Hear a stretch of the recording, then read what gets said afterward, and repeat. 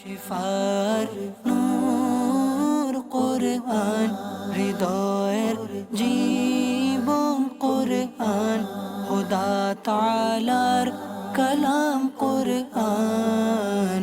কোরআন কোরআন কোরআন কোরআন।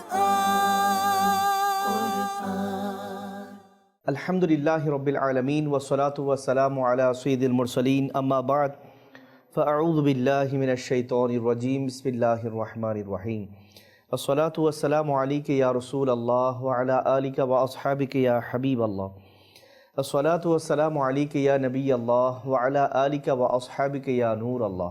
মাদানী চ্যানেলের দর্শক শ্রোতা, আলহামদুলিল্লাহি আযজা ওয়া জাল মাদানী চ্যানেলের অনুষ্ঠান নূরে কোরআনের মধ্যে আপনাদেরকে সুস্বাগতম জানাচ্ছি। আল্লাহ পাকের অশেষ মেহেরবানিতে নূরে কোরআন এই অনুষ্ঠানের মধ্যে আমরা বিভিন্ন সূরা এবং বিভিন্ন আয়াত নিয়ে আলোচনা করার সৌভাগ্য লাভ করে থাকি।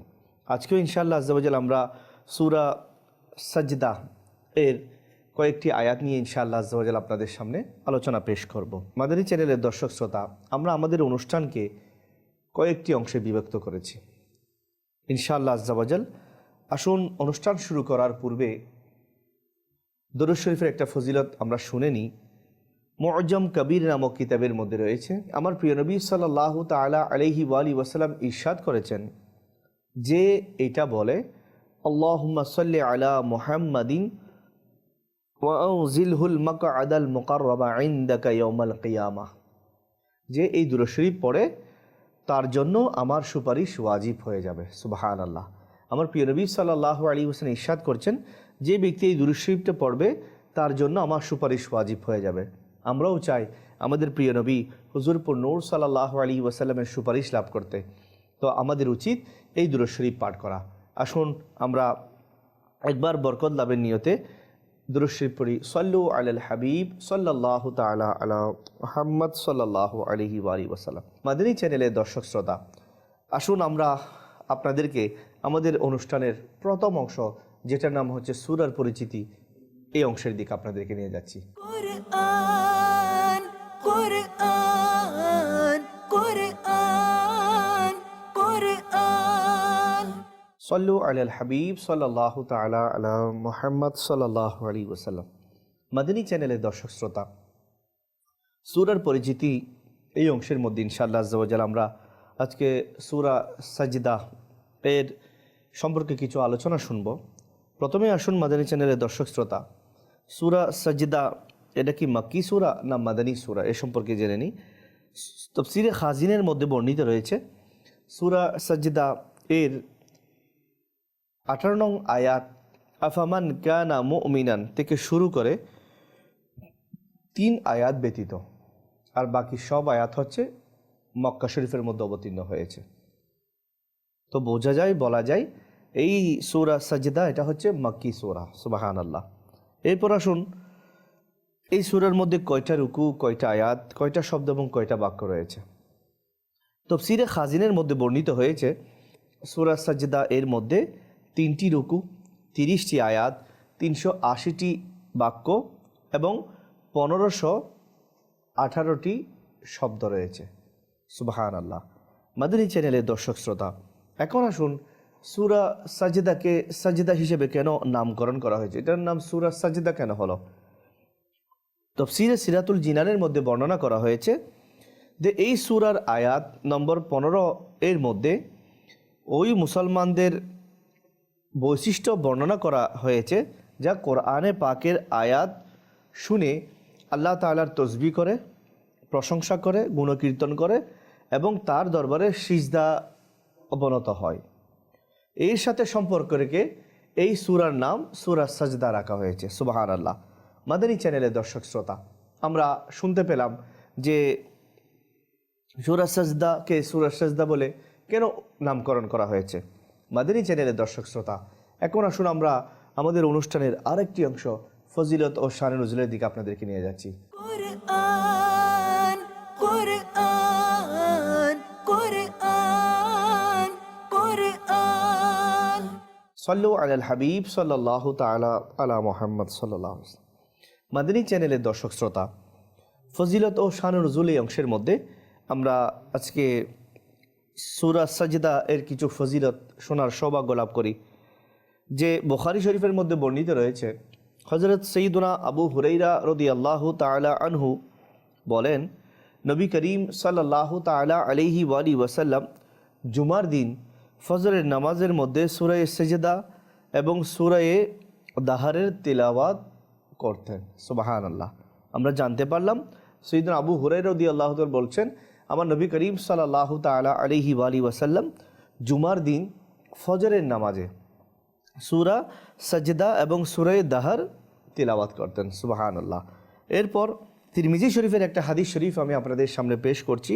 হযরত জাবের রাদিয়াল্লাহু তাআলা আনহু থেকে বর্ণিত, তিনি বলেন, নবী করিম রউফুর রহিম সাল্লাল্লাহু তাআলা আলাইহি ওয়াসাল্লাম ওই সময় পর্যন্ত ঘুমাতেন না যতক্ষণ পর্যন্ত সূরা সাজদা এবং সূরা মুলকের তিলাওয়াত করে না নিতেন। সুবহানাল্লাহ। অর্থাৎ সূরা মুলক এবং সূরা সাজদা তিলাওয়াত করার পর আমার প্রিয় নবী হুজুরপুর নূর সাল্লাল্লাহু আলাইহি ওয়াসাল্লাম ঘুমানোর জন্য যেতেন। মাদানী চ্যানেলের দর্শক শ্রোতা, আমাদেরও উচিত যে এই আমলগুলো আমাদের জীবনেও করা, এবং যারা ইমাম, যারা খতিব এবং যারা বিভিন্ন নামাজে পড়ানোর দায়িত্বে থাকেন, তাদের উচিত এই সুন্নাতের উপর কোনো আমল করা। যে আমার নবী করিম সাল্লাল্লাহু আলাইহি ওয়াসাল্লাম জুমার দিন ফজরের নামাজের সময় সূরা সাজদা এবং সূরা দাহার তিলাওয়াত করেছেন। আর বলা হচ্ছে আমার নবী করিম সাল্লাল্লাহু আলাইহি ওয়াসাল্লাম সূরা মুলক এবং সূরা সাজদা তিলাওয়াত করা ছাড়া ঘুমাতে যেতেন না। আমরাও উম্মত হিসেবে আমাদের প্রিয় নবী হুজুরপুর নূর সাল্লাল্লাহু তাআলা আলাইহি ওয়াসাল্লামের এই অভ্যাসের উপর আমল করা দরকার। ইনশাআল্লাহ আজ্জা ওয়া জাল এটা অবশ্যই আমরা এর উপকারিতা লাভ করতে পারবো। এরপর বলা হচ্ছে, হযরত খালিদ বিন মিয়াদান রাদিয়াল্লাহু তাআলা আনহু বলেন, মুক্তি প্রদানকারী সূরাকে পাঠ করো। আর এই মুক্তি প্রদানকারী সূরা হচ্ছে আলিফ লাম মিম তানজিল দ্বারা শুরু করা সেই সূরা।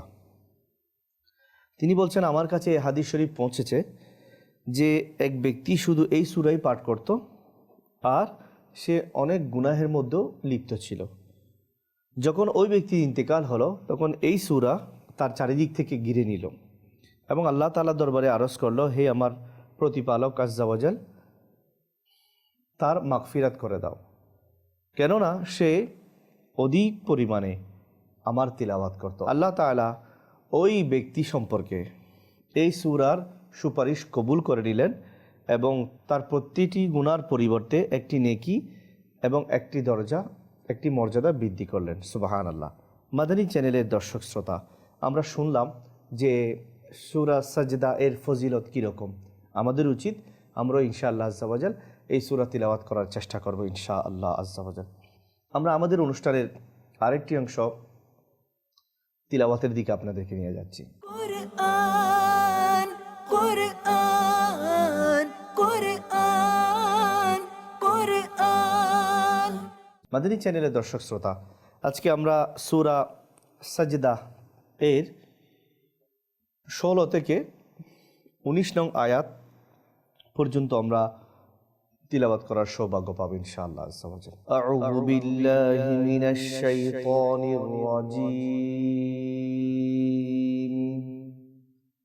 বিসমিল্লাহির রহমানির রহিম।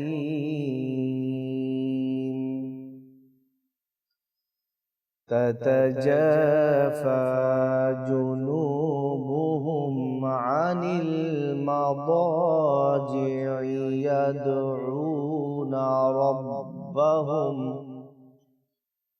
يدعون ربهم خوفا وطمعا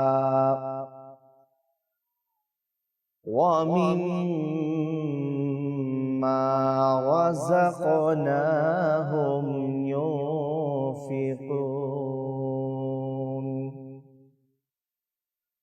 فلا تعلم نفس ما أخفي لهم من قرة أعين جزاء بما كانوا يعملون أفمن كان مؤمنا كمن كان فاسقا لا يستوون أما الذين آمنوا وعملوا الصالحات فلهم جنات المأوى نزلا بما كانوا يعملون صدق الله العظيم وصدق رسوله النبي الكريم আলহামদুলিল্লাহ। মাদানী চ্যানেলের দর্শক শ্রোতা, আমরা সূরা সাজদা এর 16 থেকে 19 নং আয়াতের তিলাওয়াত শ্রবণ করলাম। আসুন মাদানী চ্যানেলের দর্শক শ্রোতা, আমরা আমাদের অনুষ্ঠানের আরেকটি অংশ, যেটার নাম হচ্ছে শাব্দিক অনুবাদ, এর দিকে আপনাদেরকে নিয়ে যাচ্ছি। কোরআন কোরআন কোরআন কোরআন সাল্লু আলাল হাবিব সাল্লাল্লাহু তাআলা আলা মুহাম্মদ সাল্লাল্লাহু আলাইহি ওয়াসাল্লাম। মাদানী চ্যানেলের দর্শক শ্রোতা, শাব্দিক অনুবাদ এই অংশের মধ্যে ইনশাআল্লাহ আজ্জা ওয়া জাল আমরা সূরা সাজদা এর 16 থেকে 19 নং আয়াতের শাব্দিক অনুবাদ শোনার সৌভাগ্য লাভ করব। আমার আল্লাহ তাআলা ইরশাদ করছেন, প্রথমে তিলাওয়াত করা হয়েছে বিসমিল্লাহির রহমানির রহিম। বিসমিল্লাহ আল্লাহর নামে আরম্ভ, আর রহমান পরম দয়ালু, আর রহিম করুণাময়। এরপর 16 নং আয়াত আমার আল্লাহ তাআলা ইরশাদ করছেন, তাতাজাফা জুনুবুহুম আনিল মাদাজিই। তাতাজাফা পৃথক থাকে, জুনুবুহুম তাদের পার্শ্ব, আনিল মাদাজিই তাদের শয্যা সমূহ থেকে, ইয়াদউনা আর তারা ডাকতে থাকে, রব্বাহুম তাদের প্রতিপালককে, খাউফান ভীত হয়ে, ওয়া তামাআন এবং আশাবাদী হয়ে, ওয়ামিম্মা রাযাকনাহুম ইউনফিকুন, ওয়ামিম্মা রাযাকনাহুম আর আমি তাদেরকে যা রিজিক দিয়েছি, ইউনফিকুন তা থেকে কিছু দান করে। 17 নং আয়াতে আমার আল্লাহ তাআলা ইরশাদ করেছেন, ফালা তা'লামু জানে না, নফসুন কোন আত্মা, তাদের জন্য লুকায়িত রাখা হয়েছে, মিন কুররাতি আয়ুনিন নয়নাভিরাম কে তাদের জন্য লুকায়িত রাখা হয়েছে, জাযাআম পুরস্কার স্বরূপ, বিমা কানু ইয়ামালুন তাদের কৃতকর্মের। আফামান কানা মুমিনান কামান কানা ফাসিকান, আফামান কানা মুমিনান তবে কি যে ঈমানদার সে কি তারই মতো হয়ে যাবে, কামান কানা ফাসিকান যে অমান্যকারী, লা ইয়াস্তাউন এরা সমান নয়। 19 নং আয়াতে আমার আল্লাহ তাআলা ইরশাদ করেছেন, আম্মাল্লাযীনা আমানু ওয়া আমিলুস সলিহাতি ফালাহুম জান্নাতুল মাওয়া নুজুলাম বিমা কানু ইয়ামালুন। আম্মাল্লাযীনা আমানু যারা ঈমান এনেছে, ওয়া আমিলুস সলিহাত এবং সৎকর্ম করেছে, ফালাহুম জান্নাতুল মাওয়া তাদের জন্য বসবাস করার বাগান রয়েছে, নুজুলাম বিমা কানু ইয়ামালুন এবং তাদের কৃতকর্মের বিনিময়ে আপ্যায়ন রূপে। মাদানী চ্যানেলের দর্শক শ্রোতা, আমরা শাব্দিক অনুবাদ শোনার সৌভাগ্য লাভ করলাম। এখন আসুন আমরা আমাদের অনুষ্ঠানের আরেকটি অংশ কানজুল ঈমান থেকে অনুবাদ শোনার সৌভাগ্য লাভ করি।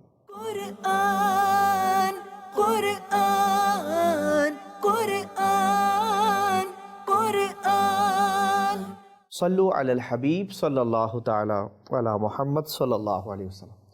মাদানী চ্যানেলের দর্শক শ্রোতা, কানজুল ঈমান থেকে অনুবাদ এই অংশের মধ্যে আমরা সূরা সাজদার 16 থেকে 19 নং আয়াতের কানজুল ঈমান থেকে অনুবাদ শোনার সৌভাগ্য লাভ করছি। প্রথমে তিলাওয়াত করা হয়েছে বিসমিল্লাহির রহমানির রহিম, আল্লাহর নামে আরম্ভ যিনি পরম দয়ালু করুণাময়। 16 নং আয়াতের কানজুল ঈমান থেকে অনুবাদ হচ্ছে, তাদের পার্শ্ব দেশগুলো পৃথক থাকে শয্যাসমূহ থেকে এবং আপন প্রতিপালককে ডাকতে থাকে ভীত ও আশাবাদী হয়ে, আর আমার প্রদত্ত থেকে কিছু দান খয়রাত করে। 17 নং আয়াতের কানজুল ঈমান থেকে অনুবাদ হচ্ছে, সুতরাং কোনো ব্যক্তির জানা নেই যে নয়নাভিরাম তাদের জন্য লুকায়িত রাখা হয়েছে, পুরস্কার স্বরূপ তাদের কৃতকর্মের। 18 নং আয়াতের কানজুল ঈমান থেকে অনুবাদ হচ্ছে, তবে কি যে ঈমানদার সে তারই মতো হয়ে যাবে যে নির্দেশ অমান্যকারী, এরা সমান নয়। 19 নং আয়াতের কানজুল ঈমান থেকে অনুবাদ হচ্ছে, যারা ঈমান এনেছে এবং সৎকর্ম করেছে তাদের জন্য বসবাস করার বাগান রয়েছে, তাদের কৃতকর্মসমূহের বিনিময়ে আপ্যায়ন রূপে। সুবহানাল্লাহ। মাদানী চ্যানেলের দর্শক শ্রোতা, আমরা সূরা সাজদার 16 নং আয়াত থেকে 19 নং আয়াত পর্যন্ত এর কানজুল ইমান থেকে অনুবাদ শ্রবণ করলাম।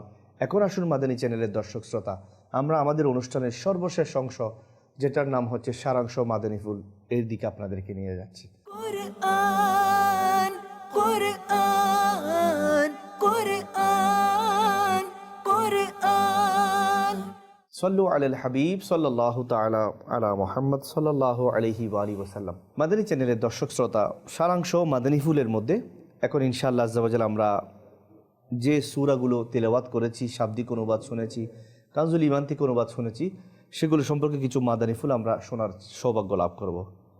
প্রথম আয়াত তাতাজাফা জুনুবুহুম আনিল মাদাজি'i, অর্থাৎ তাদের পার্শ্ব দেশগুলো পৃথক থাকে শয্যাসমূহ থেকে।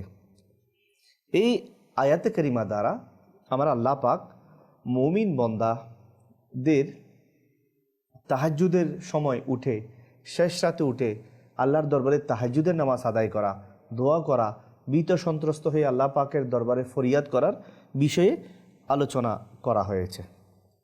এখন আসুন মাদানী চ্যানেলের দর্শক শ্রোতা, আমরা তাহাজ্জুদের নামাজের ব্যাপারে অনেকবার শুনেছি, আজকে কিছু এর ফজিলত শোনার সৌভাগ্য লাভ করি।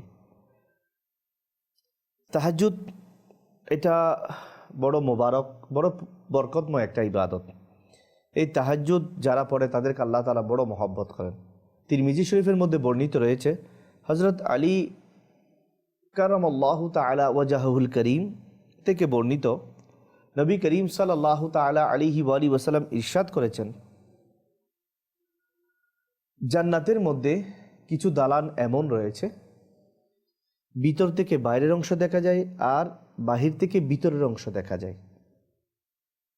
এক বেদুইন দাঁড়িয়ে জিজ্ঞেস করলো, ইয়া রাসূলুল্লাহ সাল্লাল্লাহু আলাইহি ওয়াসাল্লাম, এই বালাখানাগুলো, এই দালানগুলো, এই বিল্ডিংগুলো কাদের জন্য? আমাদের প্রিয় নবী হুজুর নূর সাল্লাল্লাহু তাআলা আলাইহি ওয়া আলিহি ওয়াসাল্লাম ইরশাদ করলেন যে ভালো ভালো কথা বলে, উত্তম কথা বলে, মানুষকে খাবার খাওয়ায়, সর্বদা রোজা রাখে এবং রাতে নামাজ আদায় করে যখন লোকেরা ঘুমে থাকে, অর্থাৎ তাহাজ্জুদের নামাজ আদায় করে। সুবহানাল্লাহ। আমার প্রিয় নবী সাল্লাল্লাহু আলাইহি ওয়াসাল্লাম কত চমৎকার সুসংবাদ শুনিয়েছেন। জান্নাতের মধ্যে এমন কিছু বিল্ডিং রয়েছে যেগুলো ভিতর থেকে বাহিরে দেখা যায় আর বাহির থেকে ভিতরে দেখা যায়। এরকম চমৎকার বিল্ডিংগুলো তাদেরকে দেওয়া হবে যারা উত্তম কথা বলে, মানুষকে খাবার খাওয়ায়, সর্বদা রোজা রাখে এবং তাহাজ্জুদের নামাজ আদায় করে। সুবহানাল্লাহ। আরেকটা রিওয়ায়াত আমরা শুনে নিই, এটা শুআবুল ঈমান নামক কিতাবের মধ্যে বর্ণিত রয়েছে। হযরত আসমা বিনতে ইয়াজিদ রাদিয়াল্লাহু তাআলা আনহা থেকে বর্ণিত, রাসূলুল্লাহ সাল্লাল্লাহু তাআলা আলাইহি ওয়া আলিহি ওয়াসাল্লাম ইরশাদ করেন, লোকেরা কিয়ামতের দিন একটি ময়দানে, একটি মাঠে জমা হবে। তখন একজন আহ্বানকারী আহ্বান করবে, ওই সকল লোকেরা কোথায় যাদের পার্শ্ব তাদের বিছানা থেকে পৃথক থাকত? অতএব ওই সকল লোকেরা দাঁড়িয়ে যাবে। তারা খুব কমই সংখ্যক লোক হবে আর তারা জান্নাতে কোনো হিসাব নিকাশ ছাড়া প্রবেশ করবে। সুবহানাল্লাহ, সুবহানাল্লাহ। অতঃপর বাকি সকলেই হিসাব দেওয়ার মধ্যেই তাদেরকে হুকুম দেওয়া হবে এবং তারা এর মধ্যেই লিপ্ত থাকবে। সুবহানাল্লাহ। মাদানী চ্যানেলের দর্শক শ্রোতা, আমরা শুনতে পেলাম যারা তাহাজ্জুদের নামাজ আদায় করবে তাদেরকে আল্লাহ তাআলা কত মহব্বত করেন, কত সুন্দর সুন্দর পুরস্কার রেখেছেন। আমাদের উচিত আমরাও যেন তাহাজ্জুদের নামাজ আদায় করতে পারি। আল্লাহ পাক আমাদের সবাইকে তাহাজ্জুদের নামাজ আদায় করার তৌফিক দান করুক, আমিন। এরপর আমার আল্লাহ তাআলা ইরশাদ করছেন, ওয়া মিম্মা রাযাকনাহুম ইউনফিকুন, যে আল্লাহ প্রদত্ত রিজিক থেকে তারা আল্লাহর রাস্তায় খরচ করে। এটা ইমানদারদের একটা বৈশিষ্ট্য। ইমানদাররা আল্লাহ পাক যা নিয়ামত দেন সেই নিয়ামত থেকে তারা আল্লাহর রাস্তায় খরচ করে আল্লাহকে খুশি করার জন্য। মাদানী চ্যানেলের দর্শক শ্রোতা, এখন আসুন আমরা শুনে নিই আল্লাহর রাস্তায় খরচ করলে কি উপকারিতা লাভ করা যায়, কি মর্যাদা লাভ করা যায়। হযরত আবু উবাইদা বিন জাররাহ রাদিয়াল্লাহু তাআলা আনহু বলেন, আমি রাসূলুল্লাহ সাল্লাল্লাহু তাআলা আলাইহি ওয়া আলিহি ওয়াসাল্লামকে ইরশাদ করতে শুনেছি, যে নিজের অতিরিক্ত সম্পদ আল্লাহর রাস্তায় খরচ করে, ব্যয় করে, তবে সেইটা তার জন্য 700 গুণ পর্যন্ত বাড়িয়ে আল্লাহ তাআলা তাকে সওয়াব দান করে। সুবহানাল্লাহ। অতিরিক্ত সম্পদ আমি যদি আল্লাহর রাস্তায় খরচ করি, ব্যয় করি, আমার আল্লাহ তাআলা সেই 1 টাকার বিনিময়ে আমাকে 700 গুণ বেশি সওয়াব দান করবেন। অর্থাৎ প্রতিটা দানের কারণে আল্লাহ তাআলা 700 গুণ সওয়াব বাড়িয়ে দিবেন। সুবহানাল্লাহ। আর যে ব্যক্তি নিজের প্রাণ এবং নিজের পরিবারবর্গের উপর খরচ করলো, অথবা কোনো অসুস্থ ব্যক্তির উপর খরচ করলো, অথবা কোনো অসুস্থ ব্যক্তির সেবা শুশ্রূষা করলো, অথবা কোনো কষ্টদায়ক বস্তুকে দূর করে দিল, সরিয়ে দিল, তবে সেটা তার জন্য 10 গুণ বেশি সওয়াব সে লাভ করবে। যে খরচ করবে, এভাবে মানুষকে কষ্টদায়ক বস্তু থেকে বাঁচাবে, এটা তার জন্য 10 গুণ সওয়াবে পরিণত হবে। মাদানী চ্যানেলের দর্শক শ্রোতা, আমরা শুনলাম যে কত সৌভাগ্যের বিষয় যে আল্লাহ তাআলার রাস্তায় খরচ করার মধ্যে কীরকম উত্তম আল্লাহ তাআলা সুসংবাদ শুনিয়েছেন। আল্লাহ পাক আমাদের সবাইকে আল্লাহর রাস্তায় খরচ করার তৌফিক দান করুক। মাদানী চ্যানেলের দর্শক শ্রোতা, এরপর আমার আল্লাহ তাআলার পক্ষ থেকে এটা শোনানো হচ্ছে যে এটার মধ্যে আমার আল্লাহ তাআলা ইরশাদ করছেন যে কোনো ব্যক্তির জানা নেই যে নয়নাভিরাম তাদের জন্য লুকায়িত রাখা হয়েছে পুরস্কার স্বরূপ তাদের কৃতকর্মের। অর্থাৎ মুসলমান যে নেক কাজ করছে, এর পরিণামে আল্লাহ তাআলা তার জন্য কি নিয়ামত রেখেছেন সেটা আল্লাহ তাআলা লুকায়িত রেখেছেন। এটা যদি প্রকাশ করে দিতেন তাহলে সবাই ভালো কাজের মধ্যে লেগে যেত। এবং এই যে আল্লাহ তাআলার গোপন রাখা, এটা আসলে বন্দাদেরকে আল্লাহ তাআলার বিভিন্ন বিষয়ের প্রতি উদ্বুদ্ধ করার জন্য করা হয়। হযরত সাইয়্যিদুনা আবু হুরায়রা রাদিয়াল্লাহু তাআলা আনহু থেকে বর্ণিত, আল্লাহ পাক ইরশাদ করেন, আমি আপন বন্দাদের জন্য এমন নিয়ামত প্রস্তুত করে রেখেছি। আমার আল্লাহ তাআলা ইরশাদ করছেন, আমি আমার বন্দাদের জন্য এমন নিয়ামত প্রস্তুত করে রেখেছি যা কোনো চক্ষু দেখেনি, কোনো কান সেটার ব্যাপারে শুনেনি, এবং না কোনো মানুষের অন্তরে এটার কোনো ধারণা এসেছে। আল্লাহু আকবার, আল্লাহু আকবার, আল্লাহু আকবার। যদি তোমরা চাও তবে এই আয়াত পড়ে নাও। এটা আমার আল্লাহ তাআলা এই যে হাদিস শরীফ, এটার বর্ণনা এই আয়াতের মধ্যে রেখেছেন যে কোনো চক্ষুই, কোনো ব্যক্তির চক্ষুই দেখেনি যে এরকম মনোরম এবং চমৎকার দৃশ্যাবলী যেগুলো আল্লাহ তাআলা বন্দাদের জন্য রেখেছেন। মাদানী চ্যানেলের দর্শক শ্রোতা, আমরাও জানি না আমাদের জন্য আল্লাহ তাআলা জান্নাতে কী নিয়ামত রেখেছেন। আশা রাখতে পারি, সুধারণা রাখতে পারি ইনশাআল্লাহ আল্লাহ পাক আমাদের জন্য অসংখ্য অনেক অগণিত নিয়ামত রেখেছেন জান্নাতের মধ্যে। সেই জন্য এগুলো পাওয়ার জন্য আমাদের প্রচেষ্টা চালানো উচিত। আল্লাহ পাক আমাদের সবাইকে জান্নাতের সে নিয়ামতগুলো পাওয়ার জন্য প্রচেষ্টা চালানোর, 5 ওয়াক্ত নামাজ আদায় করার, কোরআন শরীফ তিলাওয়াত করার, সুন্নাত মোতাবেক জীবন গড়ার, শরীয়ত সম্মতভাবে চলার এবং নিজের পরিবারকে সুন্নাত এবং শরীয়তের আদলে সাজানোর আমাদের সবাইকে তৌফিক দান করুক। মাদানী চ্যানেল দেখতে থাকুন। ইনশাআল্লাহ আজ্জা ওয়া জাল আগামী অনুষ্ঠানে আরেকটি সূরা এবং আরও কিছু আয়াত নিয়ে ইনশাআল্লাহ আপনাদের সামনে উপস্থিত হব। সাল্লু আলাল হাবিব সাল্লাল্লাহু তাআলা আলা মুহাম্মদ সাল্লাল্লাহু আলাইহি ওয়াসাল্লাম। শিফার নূর কুরআন, হৃদয়ের জীবন কুরআন, খোদা তাআলার কালাম কুরআন।